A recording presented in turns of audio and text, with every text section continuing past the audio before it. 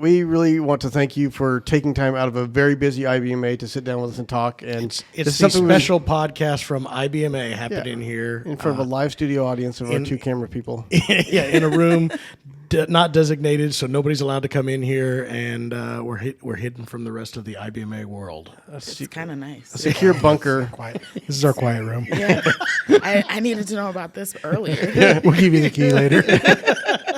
At the last day of the show. No, we're in Raleigh, North Carolina, where it's been a big week. You've had a really busy week here. I have. I'm a little over-involved. Well, you've got a lot of things. A new one this year was the Banjo group. Tell us a little bit about that. That was your baby, right? Yeah, so I run the Banjo Gathering with a friend of mine, Christina Gaddy, author of Well of Souls.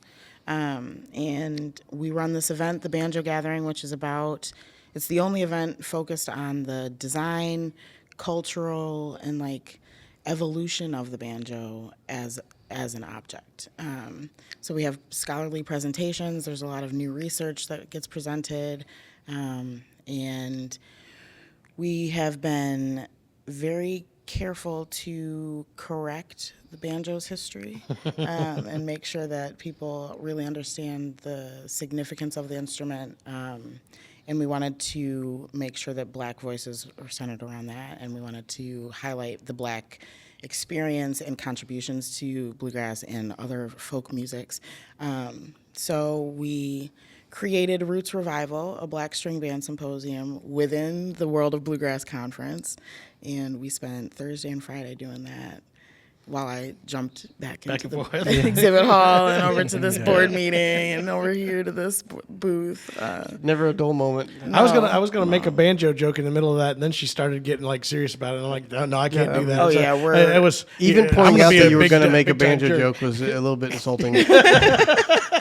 We've got in Oklahoma is the Banjo Museum. Have you been out there? Yeah. We live right next to it. We still made the trip. We need to go out there and see that. You But should. have you been involved at all in the curating or correcting some of the record there? Or No, they got it right? my understanding is they are up to date. Okay.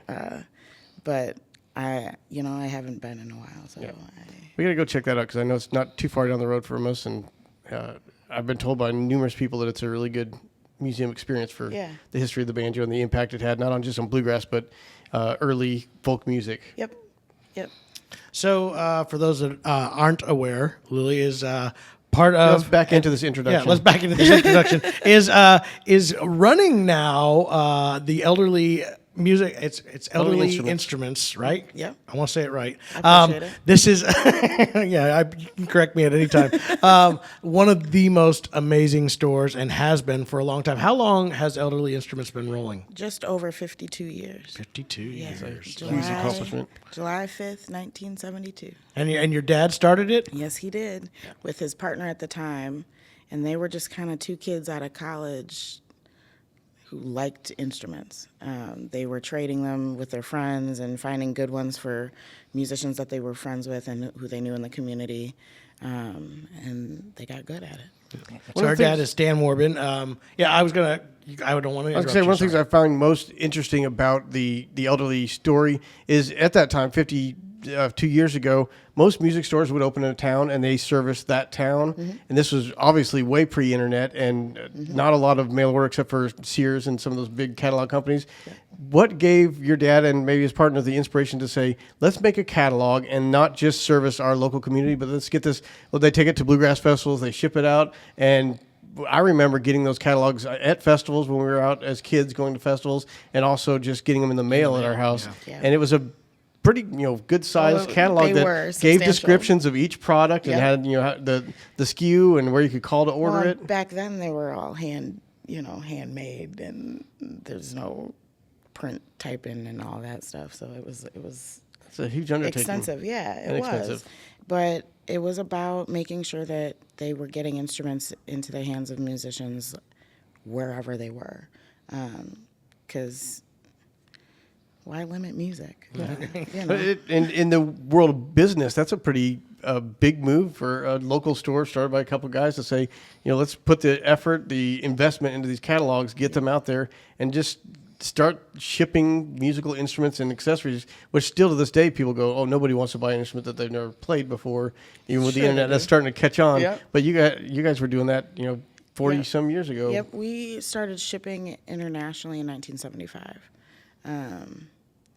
And it was the same kind of trying to meet the demand wherever that demand was. And I think my dad's very smart in that he didn't always assume the customer was just going to come to him. He had to find a way to get into their attention span. And I mean, we do that nowadays with social media and all of that. So it's just much more difficult to do back then. Oh yeah. Different difficulties, I think, but staying relevant. I mean, you all know staying relevant is the game. Yeah. We are so far from relevant. You ever heard about throwing spaghetti at a wall and seeing what sticks? That's our marketing plan. Yeah, that is literally our marketing meeting. Have you guys thought about this? No, that's dumb. And then we just kind of move on for something else. It's just we don't know what we're doing. That's a lot of marketing is deciding what's dumb and what's not, And doing it if it's anyway. dumb, we decide to do it. That's our problem. There's that. That's a dumb idea. That sounds great. Let's go. I bet nobody else is doing that because it's so dumb. So we'll double down on that. No competition in there. I don't know. One of the most viewed videos we've ever made is, for me, dumb. It's a holiday. It's a Christmas video, and I am camping it up, and I thought nobody's gonna see this, and then it got shared every Christmas for a couple of years. I'm like, oh no. I think our most popular one is restringing a guitar with yarn. So And yeah, it's so got obviously yeah. stupidity 5 million is- views. Stupidity is popular. We've talked about that. We can get some incredible musicians to come in and perform and explain how to play an instrument. It gets like 1,000 views, and then you put yarn on a guitar, and everybody latches on. Yep. Whatever it takes. It's a strange world out there. It is. So when did the? I'm sorry, John. But I was going to ask, when did your dad's intro, was he playing banjo at the time? I know he's a banjo player. Yep. So he plays banjo, guitar, ukulele, and he could probably pick his way around a mandolin if he needed to, just to see how it sounds.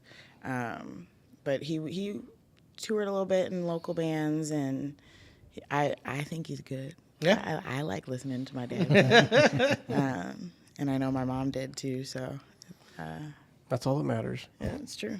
You need one audience, man. Just the one. Wait, that's my problem. My kids won't listen to me do anything. They're like, nah, Dad, that ain't cool. Give it time. Give it time. If my dad were here, he'd be like, she didn't used to listen. Took a little while. I had to learn that. Sorry, now you can do your question, Jared. Oh, well, I was just gonna say, once the catalog started going out, and you probably have experienced hearing your dad talk about those early days of, getting the traction with the company. What was that like? Like, did they anticipate the growth that they would receive from that? No. They started, it was an 8x10 room. Wow. And a couple months later, they knocked a wall down and moved into like the next vacant spot. And then a year went by and they did it again. And then they were expanding to the whole floor of this basement that they were in. And then they just they kept growing. Yeah. And I think that's kind of like the interesting thing about the early growth of Elderly is that like it was very organic and fast paced, and much to my dad's credit, he was able to meet that demand and keep up. So Did he have any prior experience with business or retail, or he just learned as he went? he grew up in New York City, born in Brooklyn, raised in Queens, and he had odd jobs as a kid.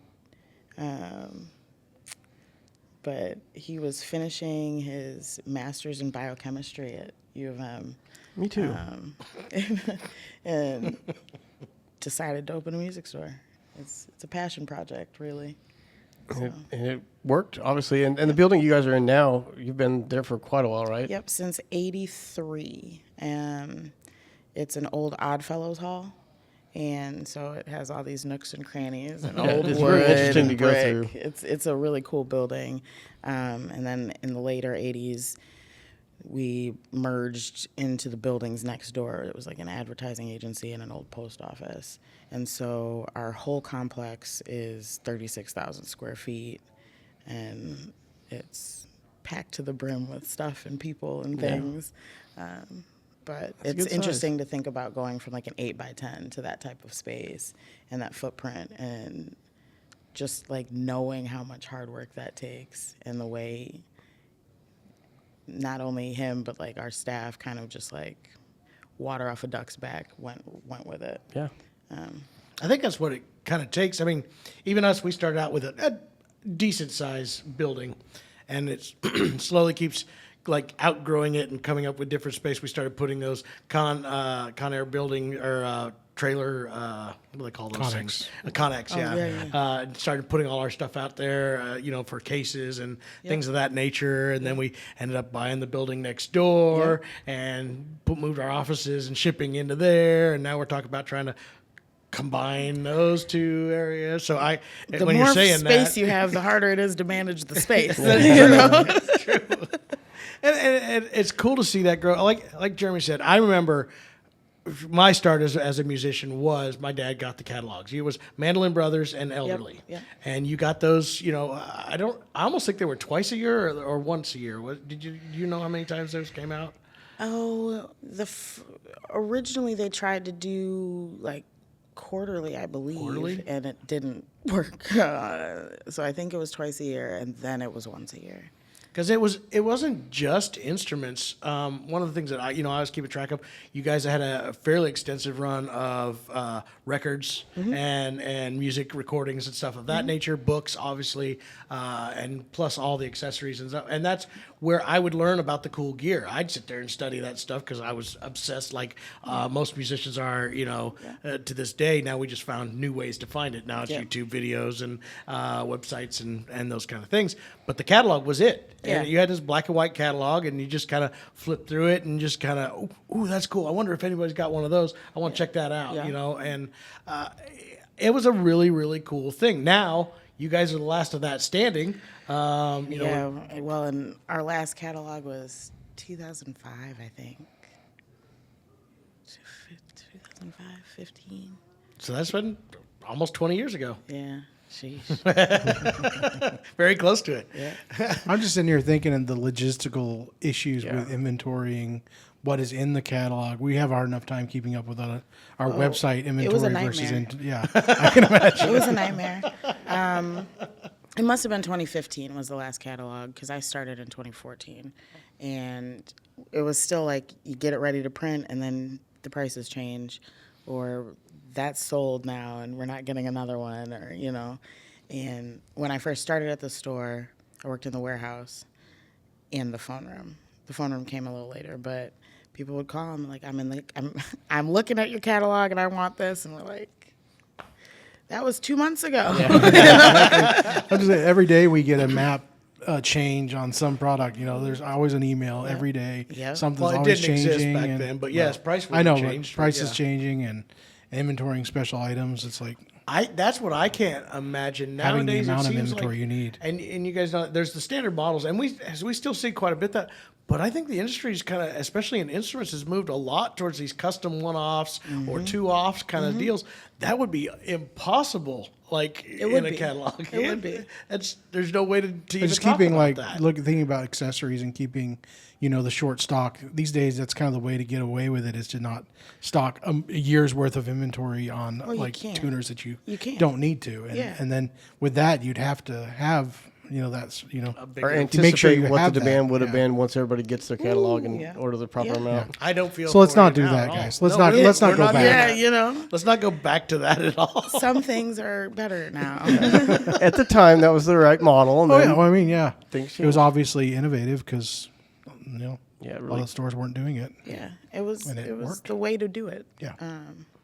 And so I talked earlier about Sears and Roebuck and some of those that had the catalog model and never really got ahead of the internet change in time to keep up with. Like they were still trying to send out catalogs or put it in the Sunday paper and get customers that way. And a lot of analysts have gone back and said the major downfall of JCPenney and Sears was not recognizing to switch to that internet model quickly. Yeah. What was it for you guys that finally said, hey guys, this is not, we've got to jump on board and switch over quickly to this other? More happenstance and more serendipity. We had an employee who dabbled in tech, and he came to my dad and said, what do you think about having a website? And my dad was like, nah. And he said, Brian said, well, I've already built one, and you should take a look. And then that was our website for decades. And Could you purchase off of it at that Yep. time? Yep. It was really modern for what it was, in the sense of like, it had all the right functionality for a website that you would need as a retailer. I know when I first built one, it was just GIFs, animated GIFs everywhere. I covered it in all the different animated GIFs I would download. JavaScript Yeah. everywhere. Yeah, ours was pretty robust, and it served us well for a really long time. We didn't jump off of that until 2016, maybe, which was a very large endeavor. I bet. But it's kind of another thing I credit my dad in doing is listening to his employees and listening to his customers in what they wanted to see for the business, and then responding to that. Because as business owners, we can easily say like, "Oh, you don't, nah, we're not going to do it that way, or we're not going to consider this suggestion," and I think that can be to our detriment. So him allowing someone to just kind of build the website and then adopt it was really kind of unheard of, probably. Yeah. That kind of makes me wonder, and it sounds obviously like this is the Jeremy that runs the back end of the business asking all these questions. But I'm curious, when they started out, how tech savvy were they? Like, what was inventory like in the early days? Was it all paper receipts and paper It was trails? paper. And Paper. I have some of the early inventory lists. It's like 20 instruments, a capo. Like when they started, they didn't have a calculator. So it's. how quickly did he develop? I'm sure they got a start to calculator get, pretty quickly. but actually getting like Large investment. computer. Calculator number one. The funny thing is, when we first got in this business, we still talk to some stores that are 50 years old and they're still doing paper receipts and their inventories. They say, we don't have a digital inventory. We just manage it the old way. How quickly did he kind of adopt technology to have the level of sales that you guys have generated over the years and get a point of sale system that's computer based? And So we had, how am I going to explain this? We had a system called PIC, and it was a DOS-like system, keystrokes only, blue screen, and we ran on that until the late 2000s. really, I hate to the tough part is how long we kept once that, you get an but- inventory like that built, it's hard to make a switch to a new system. And Dad and one of our longtime employees who still works with us built that by themselves. Wow. Over months, and it still is the best system we've ever had. It's just it doesn't talk to anything these days, and so we had to lay it to rest. So I would say that we were early adopters in technology, and like the way people think about AI now in assisting the human in doing human work. I think that's what they were doing, is like, we can use digital or technology to simplify this so it's easier for the human being to do the work. And that was really unheard of for a really long time. That's very smart. But our first website was in 1996, I believe. And That's early. yeah, Yeah, absolutely. when did Amazon start? I think we still had 94 or something? some dial up at that time. Definitely still in dial-up world. Yeah. We've discussed this a bunch of times. In our business, we're only in 11 years right now, and it was 5 years ago fairly easy for us to make some major turns and go, all right, this is where we're headed. Let's change this. I mean, 2020 for us was really not a absolute nightmare like what it was for a lot of businesses. And I'm not saying that it wasn't weird. I'm not saying that we didn't have a whole lot of crazy stuff going. But everybody in did, talking to people, we were already in the beginning of the pandemic. We were already in this mode of like, we know this is where we're headed. Yeah. Internet is, this store's growing fast enough that we know we're going to start shipping. Yeah. We're going to start going places.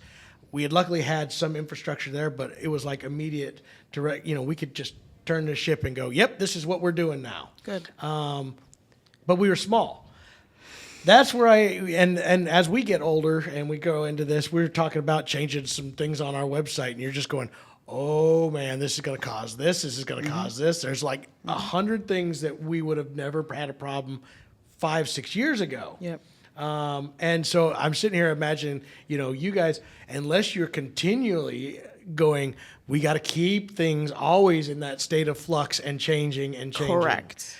Because I've watched some of the other stores, and we've talked to some of the greatest stores that are out there, and you know what I'm talking about. We all go to NAMM, and we'll talk about something. It's like, man, I wish we could do like what you guys are doing, but we have the stuff here, and we just can't make these changes. We just can't. And I'm like, if you don't start now, it's never going to happen, because all you're doing is locking yourself further and further away. So in my, perception, and like, I'm assuming that's what you're going to say, is yes, it has to always keep changing. Yeah, there's a concept called Kaizen. I learned about it from Toyota, and the president of Elderly, Michael Earlywine, is a really big proponent, or he's big on Kaizen in the sense of it's continuous improvement. Rather than waiting for something to break and then fix it, it is finding the small tweak that can improve the situation and then doing that again and again and again. And so 2020 was very hard. It was a very hard year. But we were already in the mindset of like adapting and being resilient, and we were already dealing with challenges that just kind of got exacerbated in the pandemic. But it's the continuous improvement, or not assuming it's all fine. And I think that's been pretty helpful for, at least in my career at Elderly Instruments. So we should probably talk about that a little bit. We get, this has been running for quite some time. You're in the family. We got to talk to your dad a little bit at the Fretboard Summit, and he's like, she was a wild child. Not too much interest in working in the business at first. No, I was doing my own thing. And I've always loved music, but I wasn't necessarily like a folkie. I wasn't bluegrassing. I was just a kid. Sure. And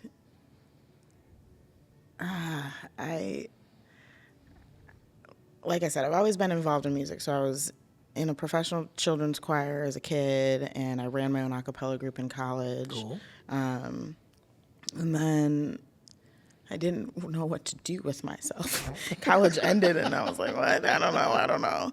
And so I called my dad, and I said, I'm graduating in months, and I don't know what I want to do. Can I come work for you? And he told me, do not be an extra body. Don't waste anyone's time. We don't need you. And I said, I promise, And it took very little time for me to just kind of like fall in love with the people and the products and like the way the community works in our music industry.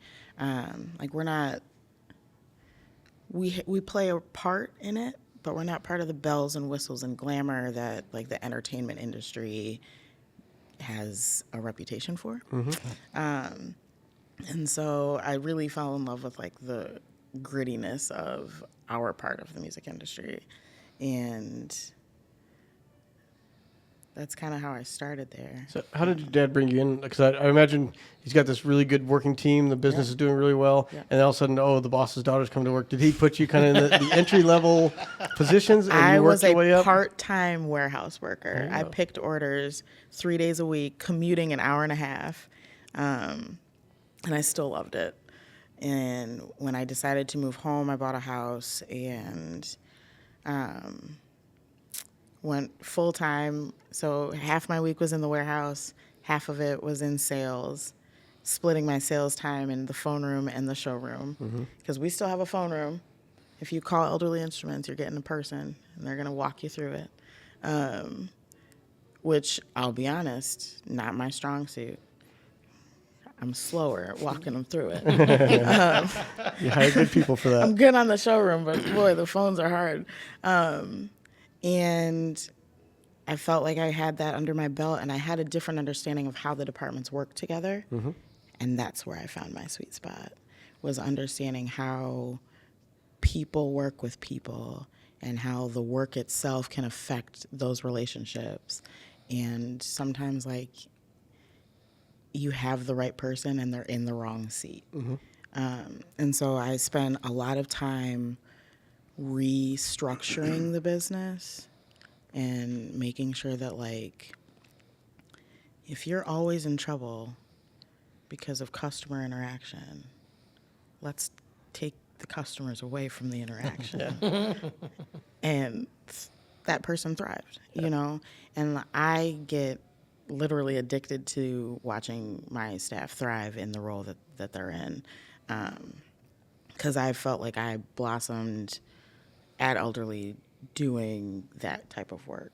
And I wanted to kind of see that elsewhere. Well, how did that transition happen, though?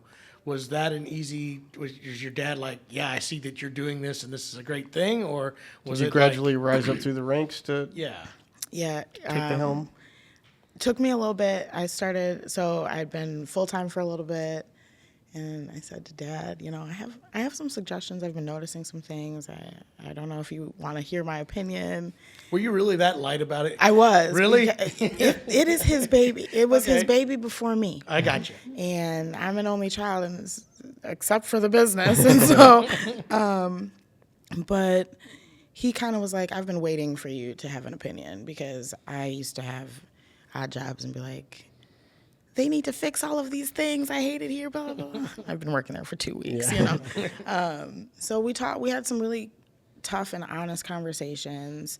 I sought out the help from the Small Business Development Council or Center.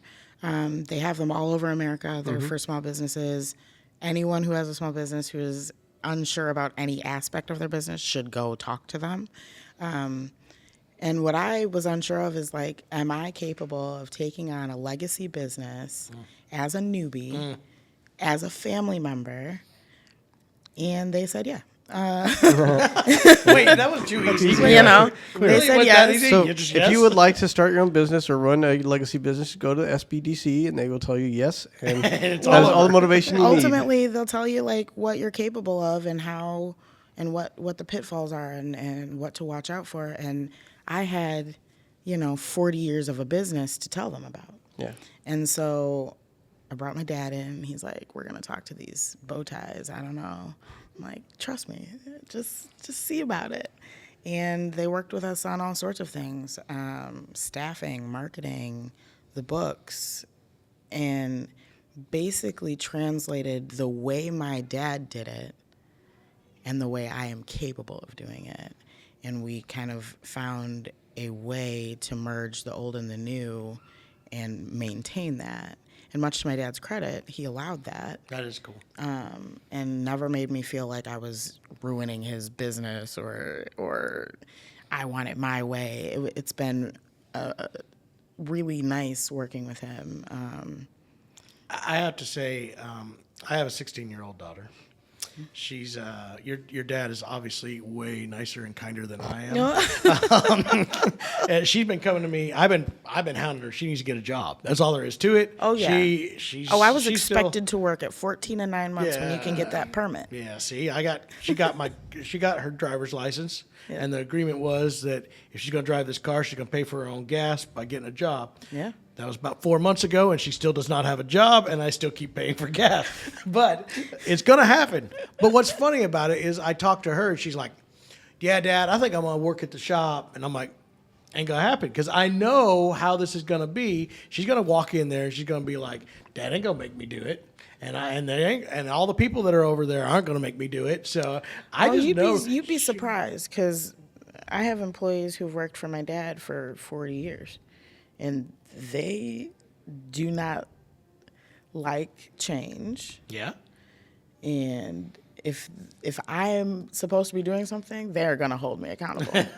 I have like 30 extra dads in this industry. Somebody is gonna hold me accountable.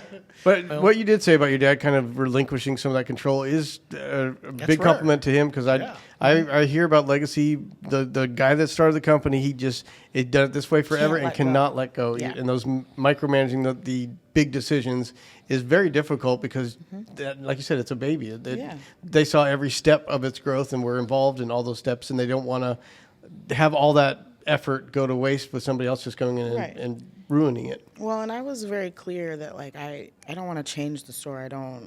I want it to run smoothly in a modern era. And so I didn't want it to feel differently. I didn't want our employees to like act differently. I just wanted to give some foundations, just some structure to it so that it's all aligned. And that was frankly fairly easy to do with the way he ran the business.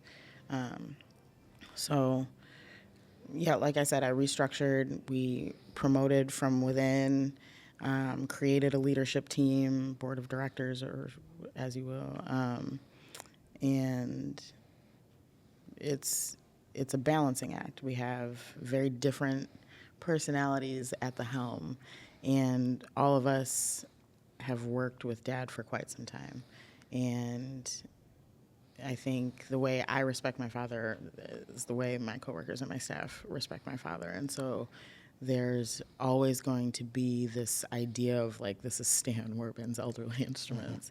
No matter how long he wants to be involved, he keeps telling people he's retired. I can't stand it.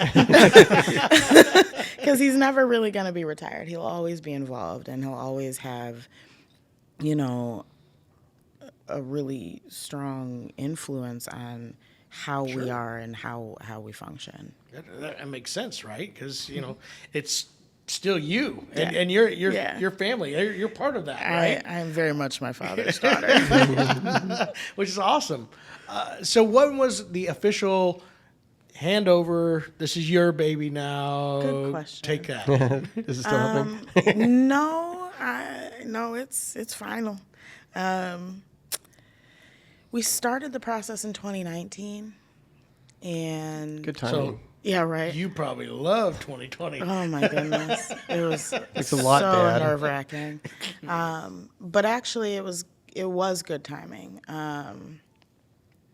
because I don't know if he'd want me to tell everybody, but he had a heart attack the week before our city shut down, and I picked him up from the hospital the day they closed the hospitals to visitors, and I was like, something bad is happening here, like this is not good.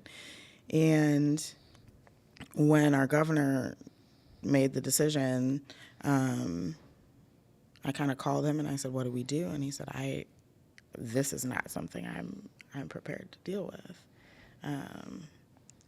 And he let me take the lead. And that kind of was the flip over. It was out of necessity, but also like it had been pending. And my mom was sick with stage 4 lung cancer at the time, and he needed to focus on her. And so I feel honored that I was able to step up and focus on the business so that we could, navigate her illness. And that's something that a lot of people don't realize.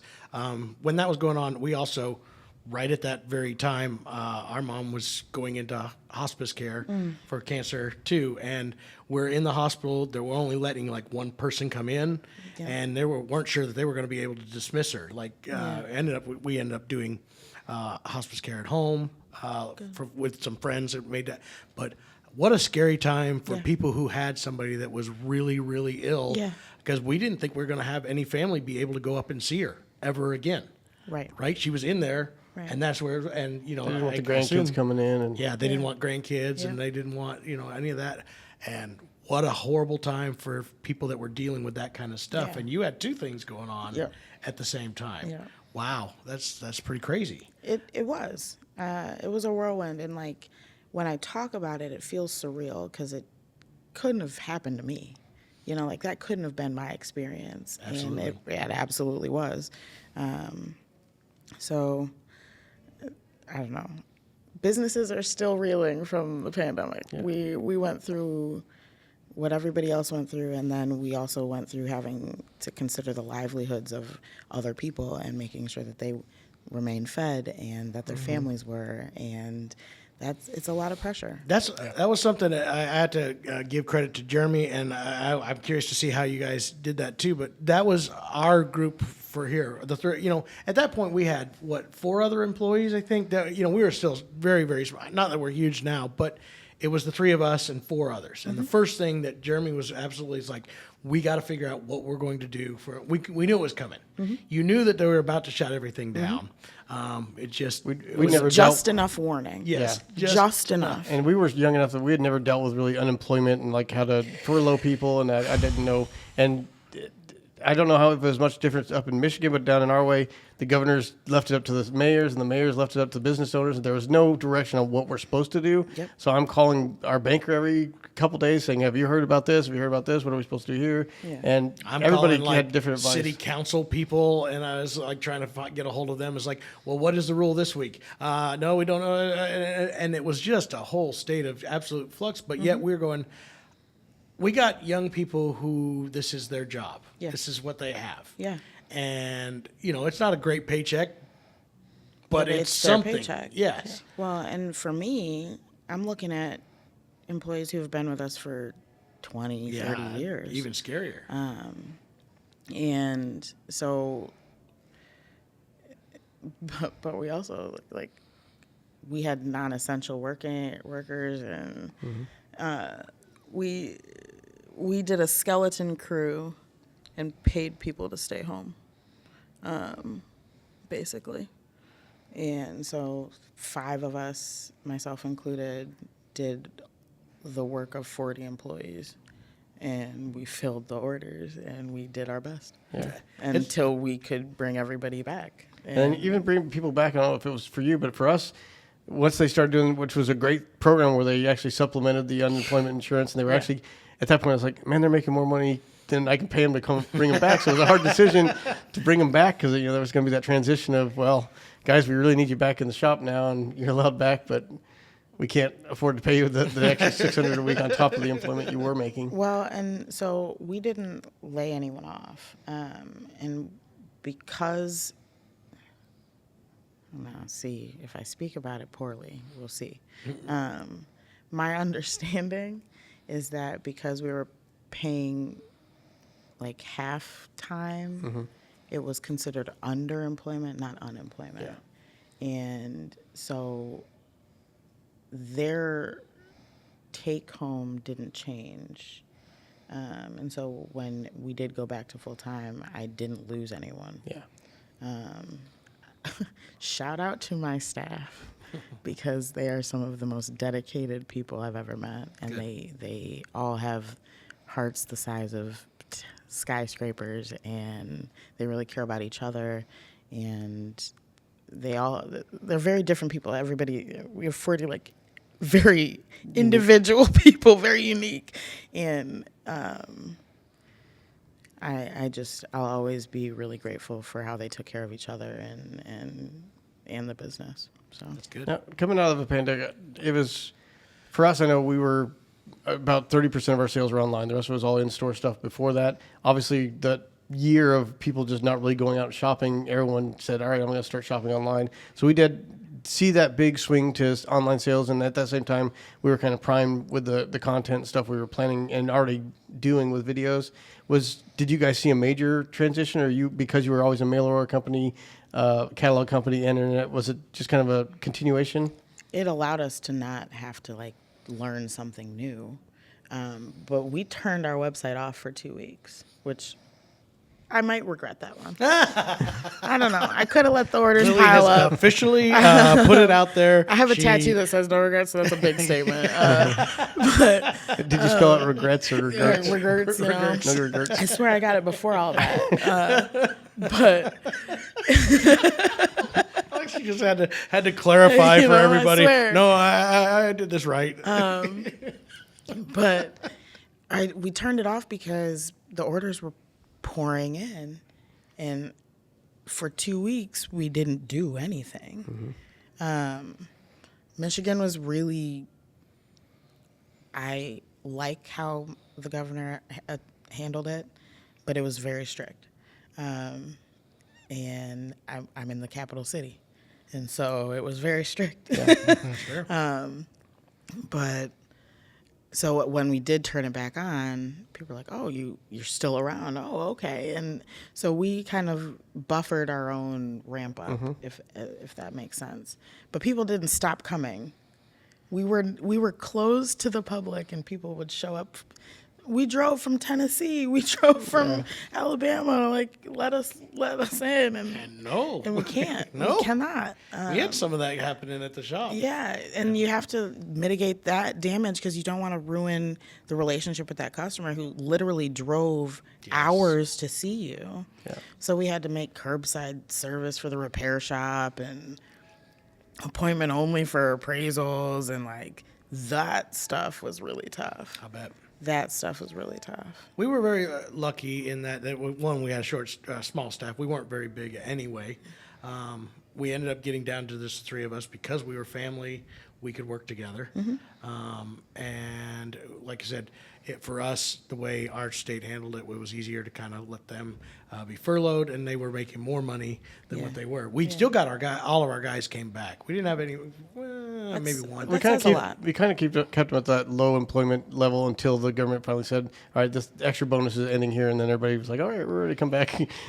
So it worked out. That was good. But when we were shut down, we kind of took advantage of that time period. We did a remodel ourselves. Those guys did most of it by themselves. They remodeled our entire store. We had the Nice. building that we have our studio in now came available to us literally the day that the day before the city shut down. They handed us keys to That's it. good timing. So I'm sitting in a bedroom of a old house in here with a folding table and a computer, and I'm fulfilling orders and trying to find everything that we had in here and just making sure I get the day's work done. Go over there, help them when I could. Yeah. They knew way more about doing it than I did, and besides, they didn't want me around anyway. We didn't need a foreman. they didn't. Here's that guy just telling them what do you know. And it was like a slow growth to come back into it. Yeah. But it changed the whole system of what we thought we were going to do. Yeah, it changed the system. And like the phone system, like it changed every system that helps run a business. Because businesses are just little businesses within the bigger business. You know, each department is its own business, and it has its own structure and processes and culture, and trying to maintain all of that and protect all of that while also protecting the bigger business and protecting everybody, like literally, physically, and healthy. You know, it was a really interesting time, and definitely helped me, you know, really solidify my passion for being at Elderly and kind of being the next generation to protect it. It was probably a great, you know, as bad as it is to say COVID was a great thing, but it was a great training ground for you to just really, all right, I'm all in here. I've got to fix all these things, and it's on me. And it's not a slow, let me graduate into this. It's like, all right, you just jumped in the deep end, and you learn to swim quickly. Yep. Very, very Sink or cool. swim. Which then brings us to recently, last year, you had mentioned the SBDC, but the SBA, the Elderly, which when I saw it announced online, I was very excited, and I think very well deserved. The Small Business of the Year, like all nationwide, Elderly Music was selected as a Small Business of the Year. So tell us how that all came about. Well, shout out to Dawn, one of the employees at Elderly, applied for a contest with the U.S. Chamber of Commerce, and 15,000 applicants applied, and we had this long write-up about who we were and how we kind of look at business. And out of those 15,000 applicants, we were chosen as America's top small business. And Which is well deserved. And at the end, they narrowed it down to like 8 or 10, yeah, there were 10 of us. And they were like Very really cool, good businesses. interesting. But oh yeah.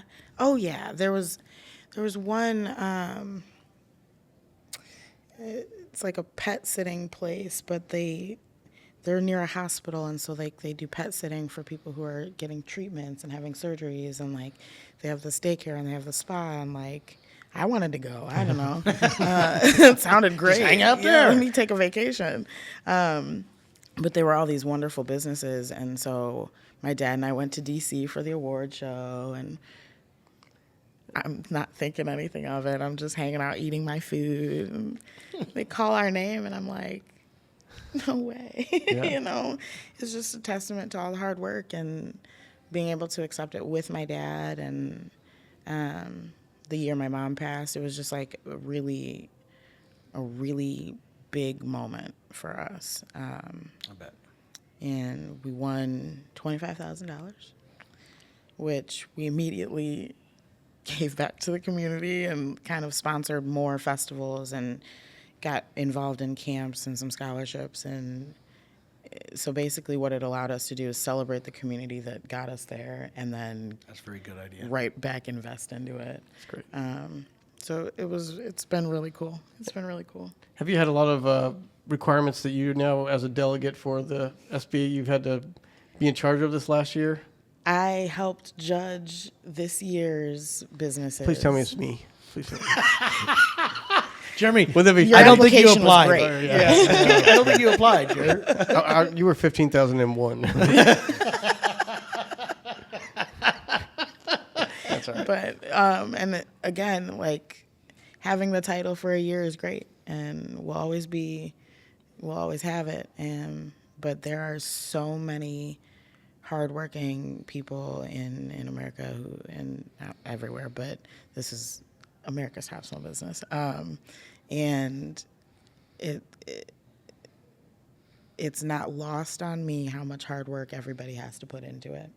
And I'm grateful for, quote unquote competitors like you who, I'd rather have good competitors than not. And it's the kind of thing where like I'd rather see thousands of really passionate small businesses. Just reminds me that like I'm not unique in being passionate about my store. It's just I'm in good company. Yeah. And it's something that I think I hope people get out of this particular conversation is there's a lot of us that really understand what we're all about. Mm-hmm. I mean, there's some of them. We're gonna admit it. There's some of them that are jerks out there. That's true. I'm not gonna. We won't name them. We won't I name will. them. I got a list. Please see the notes at the end of this Yeah, podcast. scrolling line. Right? It's like on Let me get my phone out. yeah, But honestly, Game of Thrones, like, where I just read it off every night. The dog, the mountain. Jeremy's Cersei list.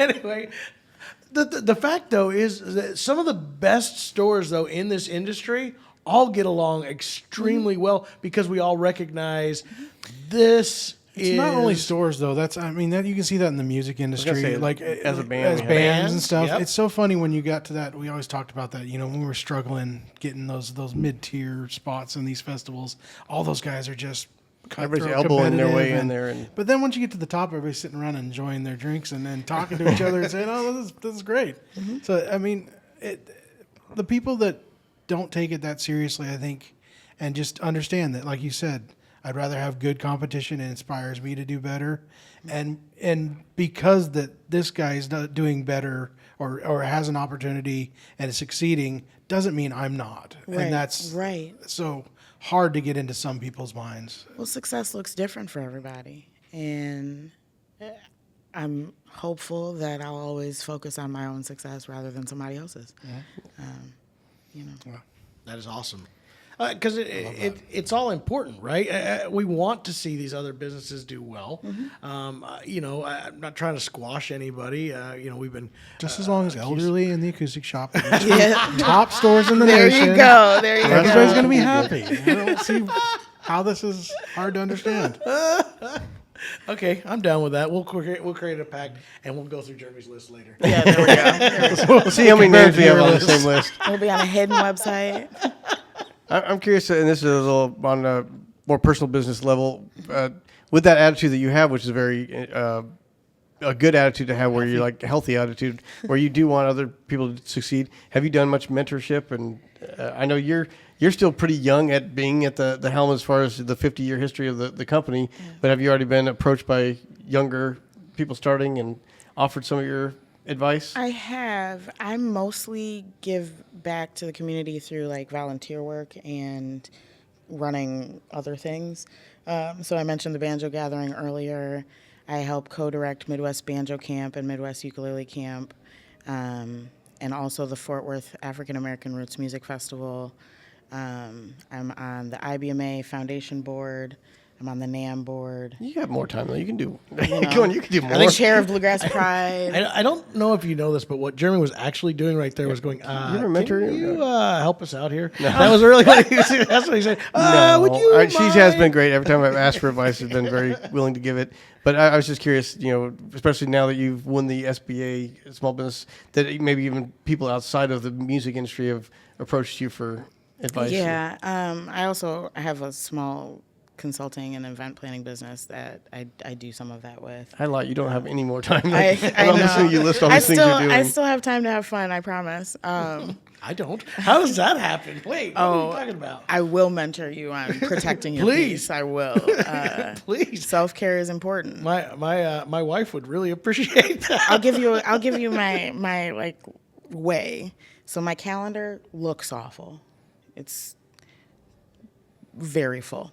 But First it's of all, color that's a mistake coded. for me right there is not having a calendar. You need a calendar, and it needs to be color coded, because I can glance at my calendar and see the week ahead is all elderly or all extracurriculars or all personal.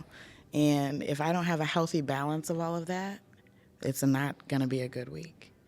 And it's a glance, and I know, I'm in for it. Or, this is going to be an easy one. You got to protect yourself. You can't take care of other people if you're not taking care of yourself. It's just a fact. That's probably the best advice we're going to get on this. It is. And also, you don't have slave driver boss over here. We got 50 years to make up for you. You guys can slow down in 40 more years. No, I'm so thankful that you are one of those type of people that are open to, obviously we all want to win a customer, but not at the expense of putting other businesses down or, That's right. or That's not right. helping out when we can. Well, So I appreciate that. the customer is going to decide what vibe they like. Yeah. Like, we're not all going to feel the same. And, like, we're all friendly, but friendly is different. And I don't ever want to be the store or be in cahoots with the store that turns somebody away from music entirely. Because it can be one bad experience that's like, I'm not playing anymore. Yeah. And that's what we all should be like rallying around, is like, if they want to play, then we're here for them. Yeah. I don't know. I'm doing shop swaps. I said at NAM Next, if you're a music store, I want to come see it, and I want to come be in it and see how you feel and how you do things, and then I want you to come see me and see how we do things and see how we feel. And We've been threatening to do a road trip and film it and just go all the sections. Rent an of the US RV. and just get in an RV and have our little three brother road trip. We're going to visit every store we Do that. inspire to see. do that. I think it's fun. It would be I think awesome. it's important. Yeah. We're going to be the we'll pick up annoying people Lilian that on the go into way. store. Yeah, just jump in. That'd be awesome. I'm a good We'll take roadie. her through the northwest or northeast. Yeah. We'll go up and just catch her on the way out. It'd be good. We'll be the annoying people that go into their shops and just grab every instrument, make every string. I'm going to cross tune everything. Nope, not this one. Nope, not this one. And just set it on the floor. They're all going to be in Monroe, end of Last Days on Earth tuning. Yeah, All the I'm with mandolins. you. So you said, I want to get to this before we get out of here. You said when you were school, kid stuff, you had a lot of different music interests right now. Where are you at now? What is floating your boat music wise? Yeah, has it, because of Elderly, you've gone more into this folk bluegrass world? Is that your main focus, or are you just wide open? I'm wide open. I have a lot of different friends. I have a nice variety of friends, I'll say. And so, like, I have some friends who, like, listen to EDM exclusively or country exclusively. Some of my staff, like, Norwegian death metal. I gotta say, I've never And not got into any Norwegian it's death kind of metal. cool. I consider myself pretty open musically, but It's all about gefilte fish. Just scream it. You're always scream invited it. to my Passover table. No, it's I like all music, but lately, I don't know. I'm a big fan of Della Mae and Sister Sadie being women in bluegrass. I have my guilty pleasures. I do too. Still listen to Crash Test Dummies. Yeah, there you go. There you go. I get some rage every now and then. Somebody was getting on me because I was listening to Creed the other day, and they're like, "What are you doing?" You know, They were popular for a fine. reason. my arms are wide open. I'm determined to like love them and not have people judge Just me so long for as you it. didn't start on Nickelback, we're all good. I could have said Hey, that. I am down with could have said Nickelback. that. But no, I like a lot of different music, and like I like new bands. I love coming to IBMA to hear like the new hot ticket and like New Dangerfield. They're friends of mine as individuals, but like being able to see them on stage and playing together is like I like that name too. It's an old Dangerfield. I like it. there is so much history. I'm not even gonna go into it. But they're reviving music in a way that like is really exciting for me.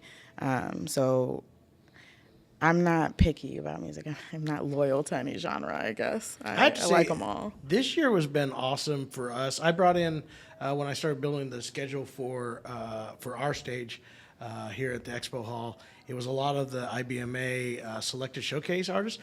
There was such a wide array of different music. We got quite a bit of old time music. Yes. We got quite a bit of this like old time fusion kind of stuff that was going on. I love- that was really it. interesting. Yes. and I've It didn't enjoyed didn't it a used to lot. be real welcome at IBMA like in No, the it early was years. not. No. And I think having a store has changed us, and we used to be the bluegrass snobs, just like everybody Just else at mainly Jason. IBMA. All through the 90s and 2000s, where it's like, oh, that's an old time band. They need to get out of here. That ain't flying. He doesn't have a resonator on his banjo. I like how Jason's chasing we've them all out with a changed pitchfork. musically, and IBMA may not be a popular statement to some people out there, but I like how IBMA has opened up, and I see some of these.